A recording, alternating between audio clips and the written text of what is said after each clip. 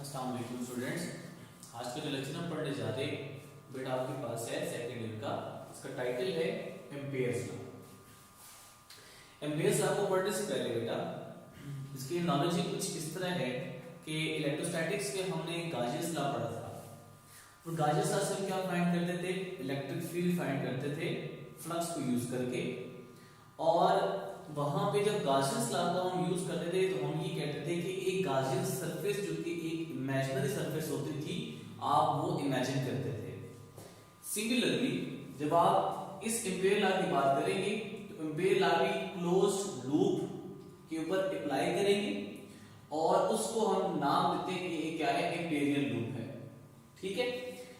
अब जिस तरह वहां पे इलेक्ट्रिक फ्लक्स डेंसिटी फाइंड करते थे हम, यहां पे हम क्या फाइंड करेंगे, मैग्नेटिक फ्लक्स डेंसिटी को फाइंड करेंगे एम्पियर लॉ को यूज करते हुए। अब स्टेटमेंट क्या है इसकी, स्टेटमेंट कुछ इस तरह से है कि the sum of dot product किन दो फैक्टर्स के दरमियान है, किन दो वेरिएबल्स के दरमियान है, between B that is magnetic field with the small length delta L, जो स्मॉल लेंथ आपने लेनी है किसके बराबर, लूप के around a current carrying wire। let's say for example वो बात क्या कर रहा है, वो ये कह रहा है कि एक आपके पास वायर है, उस वायर में फॉर एग्जांपल जो करंट है वो कुछ इस डायरेक्शन में जा रहा है। करंट आपके पास अपवर्ड डायरेक्शन में करंट जा रहा है और जरा देखिएगा बेटा, जब अपवर्ड करंट जा रहा है इसके तो हम इसकी में मैग्नेटिक फील्ड की डायरेक्शन को फाइंड कर सकते हैं by using right hand grip rule. वो कुछ इस तरह से है कि आप क्या करेंगे, इस कंडक्टिंग वायर को आप लेट्स से ये मार्कर कंसीडर कर ले, इसको आप राइट हैंड में ग्रिप करें इस तरह से कि जो थंब होगा वो thumb will be in the direction of this conventional current और जो कर्लिंग ऑफ फिंगर्स है that will be in the direction of magnetic field. यानी कि अगर करंट अपवर्ड जा रहा है तो थंब आपके पास ये हो गया। अब कर्ल करली फिंगर्स को अपने, तो जो कर्लिंग ऑफ फिंगर्स है वो बेटा आपकी जो डायरेक्शन बनती है वो कुछ ये बनती है, यानी इस डायरेक्शन में मैग्नेटिक फील्ड लाइंस होंगी। अब बेटा देखिए कर्ल आपके पास फिंगर इस तरफ हो रही है तो ये जो डायरेक्शन बनती है फिंगर्स की कर्लिंग की, इसको हम कहते हैं कि ये आपके पास क्या है, एंटी क्लॉकवाइज डायरेक्शन बन रही है। जब करंट अपवर्ड जा रहा है तो उसमें जो मैग्नेटिक फील्ड की डायरेक्शन है वो एंटी क्लॉकवाइज बन रही है। अब आपके पास ये क्या कह रहा है कि अगर आप इस मैग्नेटिक फील्ड और जो आपने ये लूप कंसीडर कर ले लेट्स से इसकी सराउंडिंग में, उसके स्मॉल पैचेस जो आपने बनाए हुए उसका डॉट प्रोडक्ट ले ले तो किसके बराबर आता है, mu naught times the total current enclosed by that loop. Mu naught constant है और उस कंडक्टिंग वायर में जो लूप आपने कंसीडर की हुई है उसमें कितना करंट जा रहा होगा उसके म्यू नॉट टाइम्स बराबर होगा इन दोनों का प्रोडक्ट। अब इसको थोड़ा सा मैथमेटिकल फॉर्म में लिखता हूं on the basis of this statement. The sum के लिए यूज करते हैं समेशन का वर्ड, किन के दरमियान है, डॉट प्रोडक्ट है किसके, बी के, बी और डेल्टा एल के दरमियान डॉट प्रोडक्ट है and it is equals to mu naught times multiplication into current. तो ये आपके पास क्या बन जाएगी, एक मैथमेटिकल फॉर्म बन गई on the basis of this statement. इसी में को मैं आगे जाके डिराइव करने जाऊंगा, लेकिन उस डेरिवेशन से कुछ पहले मुझे एक मैग्नेटिक फील्ड की जरूरत पड़ेगी। इस मैग्नेटिक फील्ड का एक्सप्रेशन मैं जरा डिराइव कर लेता हूं इस लूप से। फॉर एग्जांपल जब भी आपने कहा करंट अपवर्ड जा रहा है तो एंटी क्लॉकवाइज मैग्नेटिक फील्ड की डायरेक्शन आपके पास होगी। अब अगर मैं इसकी स्ट्रेंथ के बारे में बात करूं कि जो मैग्नेटिक फील्ड है वो इंक्रीज या डिक्रीज कब होगी, इस लूप करंट कॉइल में जो आपके पास करंट जा रहा है किन फैक्टर्स के ऊपर डिपेंड कर रहा है। एक तो बेटा ये है कि this magnetic field is directly proportional to the current, कि जितना करंट ज्यादा जाएगा इस कंडक्टिंग वायर में उतनी ही मैग्नेटिक फील्ड की जो स्ट्रेंथ होगी वो भी क्या होती जाएगी, ज्यादा होगी। ठीक है, जरा इसको आप नाम दे दें। फॉर एग्जांपल आपके पास क्या है, इक्वेशन 1 है। दूसरा फैक्टर क्या है, अगर आप इस फॉर एग्जांपल इस पॉइंट के ऊपर आप मैग्नेटिक फील्ड को फाइंड करना चाह रहे हैं, लेट्स सी अभी आपके पास क्या है R1, और अगर आप इससे इस पॉइंट के ऊपर फाइंड करना चाह रहे हैं, लेट्स इसको आप कहते हैं क्या है R2। तो हमने पहले ही बेटा इलेक्ट्रिक फील्ड के बारे में बात की थी कि जितना आप चार्ज से दूर जाते जाएंगे इलेक्ट्रिक फील्ड की स्ट्रेंथ कम होती जाती है। सिमिलरली जितना पॉइंट इस कंडक्टिंग वायर से दूर होगा उतनी ही मैग्नेटिक फील्ड की स्ट्रेंथ भी क्या होती जाएगी, कम होती जाएगी। Which means that there is inverse relationship between magnetic field and the distance from the point जहां से इलेक्ट्रॉन जा रहा है। तो मैं इसको लिख सकता हूं बेटा कि B is inversely proportional to the R, ठीक है। अब देखिए इन दोनों को कंबाइन करें तो मैं इसको लिख सकता हूं बेटा कि B is proportional to I divided by R। Proportionality sign है जब हम हटाते हैं कोई भी कांस्टेंट लगाते हैं और इक्वालिटी का साइन होता है तो हम लिखते हैं कि B is equals to mu naught divided by I mu naught divided by 2 pi into I divided by R। ये जो आपने फॉर्मूला एक एक्सप्रेशन डिराइव कर ली है मैग्नेटिक फील्ड का, यही आपके बेटा आगे फर्दर यूज होगा। मैं इसको नाम देता हूं लेट्स सी क्या है इक्वेशन स्टाइल। इसको हम आगे मैथमेटिकल डेरिवेशंस करते हुए बेस लॉ में हम यूज करेंगे। अब देखिए बेटा आपने इसको डिराइव करना है तो डेरिवेशन के लिए कुछ चीजें आपने याद रखनी है जो कि मैं यहाँ पे लिखता हूं कि आपके पास क्या है की पॉइंट्स लिख दें या फिर आप उसको कह सकते हैं कि steps.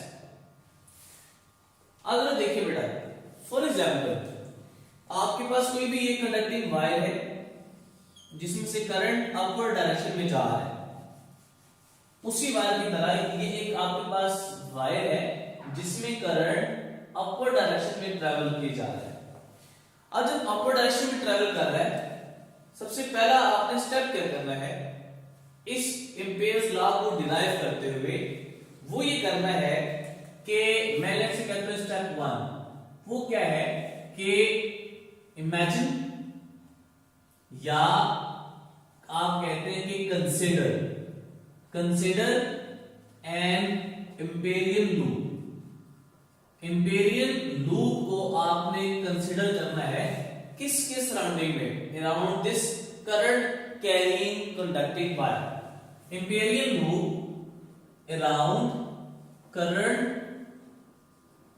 Carrying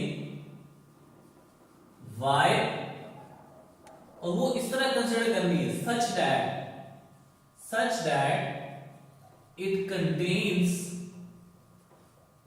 a point where एक ऐसा पॉइंट कंसिडर करना है जिसमें एक ऐसी आपने लूप कंसिडर करनी है जिसके ऊपर वो पॉइंट हो where we have to find magnetic field, जहां पे हमने मैग्नेटिक फील्ड की वैल्यू को क्या करना है, फाइंड करना है।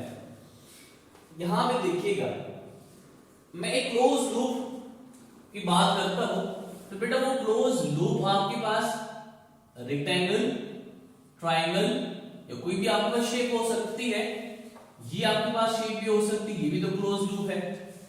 लेकिन जरा इस बात को समझ ले, एक कंडक्टिंग वायर बेटा ये है, इसमें से करंट ऊपर की तरफ जा रहा है तो इसमें जो आपके पास मैग्नेटिक फील्ड है वो in the form of circular shape बन रही है। अब इमेजिन करें कि ये आपके पास 3 एक्सिस है, लेट्स से फॉर एग्जांपल मैं कहता हूं ये आपके पास क्या है, एक एक्स एक्सिस है और ये बेटा आपके पास सपोज करते हैं वाई एक्सिस है और ये आपके पास क्या है, जी एक्सिस है। अगर इस सर्कल को देखें जरा, जो एम्पेरियल हम यहाँ पे कंडक्टिंग वायर कंसीडर कर रहे हैं, ये मैग्नेटिक फील्ड देखें जरा, तो मैग्नेटिक फील्ड जो है वो सिर्फ और सिर्फ y एंड x एक्सिस के ऊपर है, उनका z एक्सिस स्टार्ट से ही नहीं बन रहा। इसका मतलब ये है कि जो मैग्नेटिक फील्ड लाइंस है वो सिर्फ और सिर्फ अलोंग x एक्सिस और y एक्सिस में लाई कर रही है, उनका थर्ड एक्सिस नहीं है। अगर देखें कि जब आप गाजियस लॉ की बात करते थे तो उस गाजियस लॉ में आप जो सरफेस कंसीडर करते थे वो आपके पास 3D थी, और 3D सरफेस कुछ इस तरह से थी कि अगर आप यहाँ पे एक पॉजिटिव चार्ज रखते हैं तो उससे जो इलेक्ट्रिक फील्ड है वो तीनों डायमेंशनल में जाके फैलती है, जबकि यहाँ पे ये केस नहीं है। इंपीरियल लूप हमारे पास 2D इसलिए होता है कि मैग्नेटिक फील्ड सिर्फ आपके पास 2 डायमेंशनल में होती है, 3 डायमेंशनल में नहीं होती। इसलिए यहाँ पे हम जो इंपीरियल लूप कंसीडर करेंगे वो एक स्फीयर की फॉर्म में हम इसको कंसीडर करेंगे, ठीक है।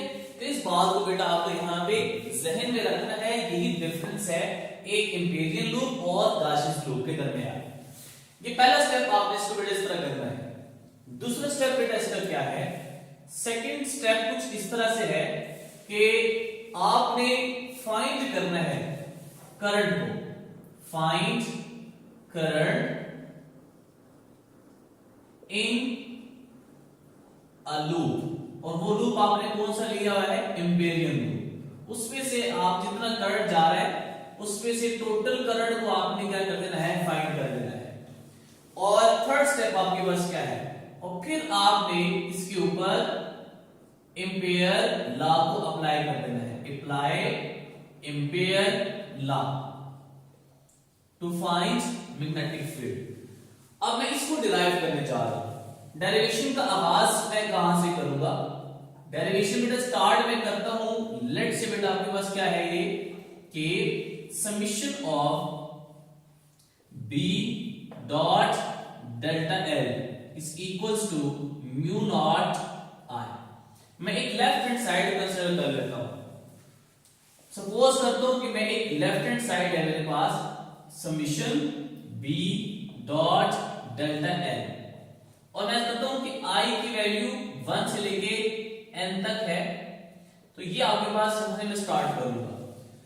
इसी डायग्राम पे वापस आ जाएगा। मैग्नेटिक फील्ड आपके पास एंटी क्लॉकवाइज डायरेक्शन में है, ठीक है। अब जरा देखिए, जब आपने करंट फाइंड करना है इसमें से, इसके लिए तो आपको क्या करना पड़ेगा, होल एम्पियर्स लूप को आप क्या कर दें, स्मॉल लेंस में डिवाइड कर दें, ठीक है।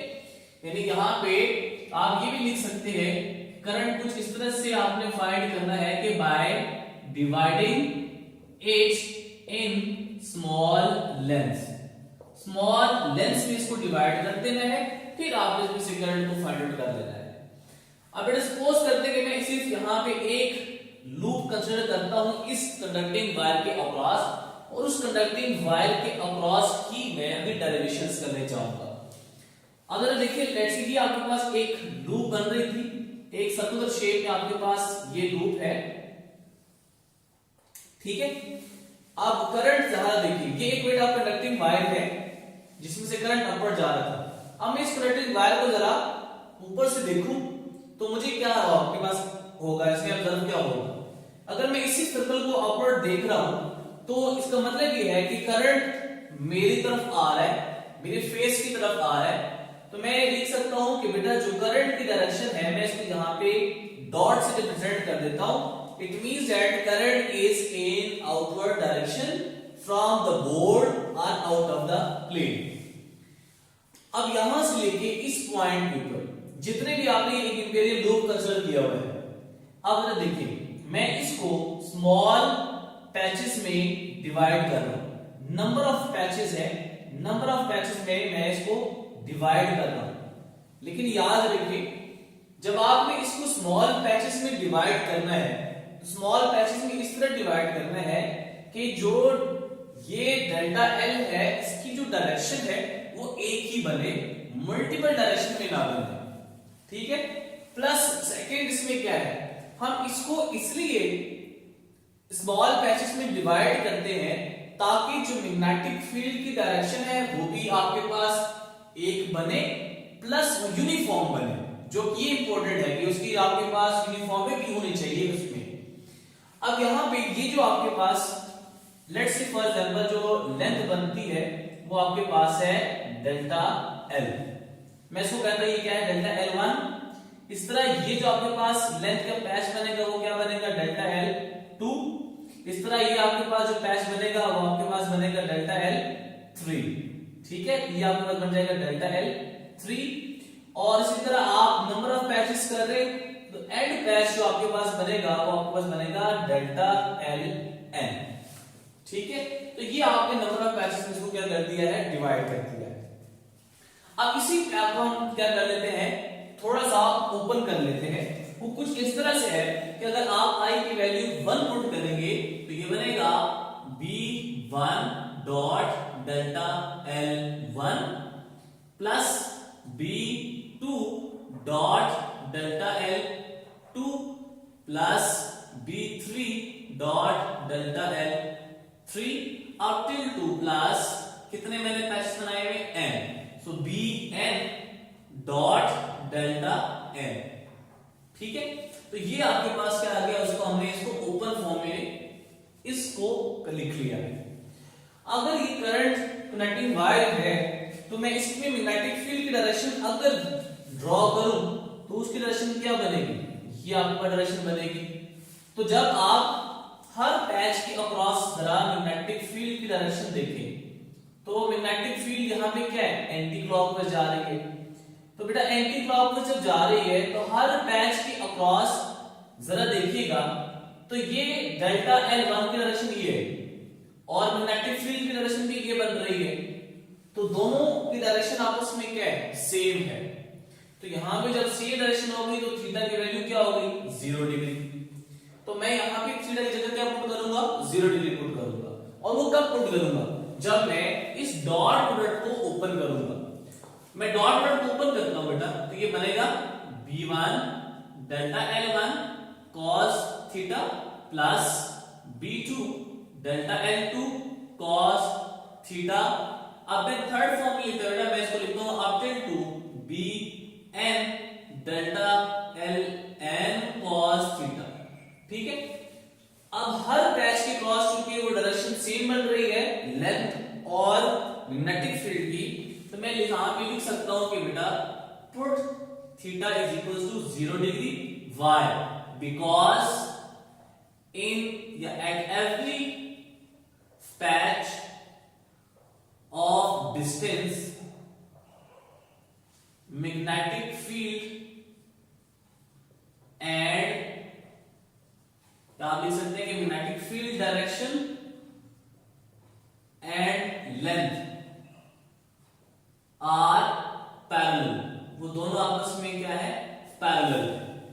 तो इट मींस दैट ये जो आपने लिखा हुआ है थीटा, मैं इसकी जगह लिखूंगा b1 delta l1 cos of 0 degree plus b2 delta l2 cos of 0 degree plus up till two bn delta ln cos of 0 degree.